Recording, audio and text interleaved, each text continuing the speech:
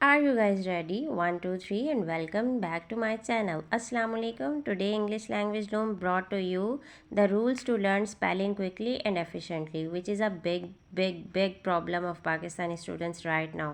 तो मैं आपको बताऊंगी कि कैसे आप इस प्रॉब्लम से छुटकारा हासिल कर सकते हैं.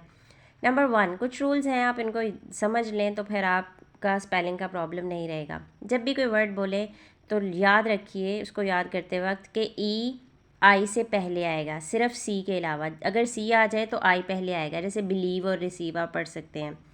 Y become plural by adding I E S. अगर वर्ड्स वाई पे ख़त्म हो रहे हों तो आप आई ई एस डालकर उसको प्लूरल बना सकते हैं. ठीक है.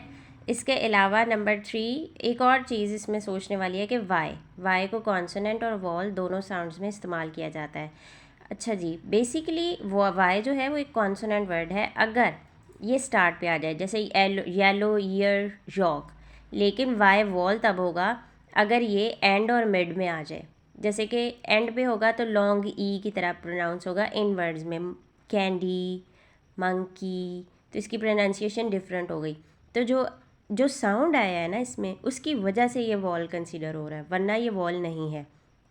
नेक्स्ट आप देखें कि अगर जिम वर्ड है यानी मिड में आ गया है, बाइसिकल है, इसी तरह यहाँ पे भी वाई मिड में आ गया है तो शॉर्ट आई प्रोनाउंस होगा. इसी तरह अगर लास्ट पे है जैसे माए और स्काई तो लॉन्ग आई की तरह प्रोनाउंस होगा. तो जिस तरह ये प्रोनाउंस हो रहा है उसी तरह ये जो है उसको आप ले रहे हैं walls. Number 3, words ends in S becomes plural by adding E S. हर वो लफ्ज़ जो एस पे ख़त्म हो रहा हो अगर आप उसमें ई एस का इजाफा कर दें तो वो प्लूरल हो जाएगा.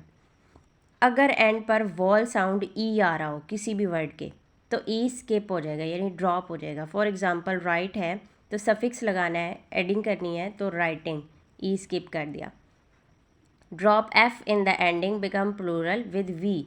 अगर एफ होगा एंड पर तो आप उसको वी के साथ प्लूरल कर लेंगे. फॉर एग्जांपल क्लिफ्स और इस तरह के वर्ड्स. टिप्स क्या हैं? राइट करें स्पेलिंग और उनको ऊंची आवाज़ में प्रोनाउंस करें और याद करें.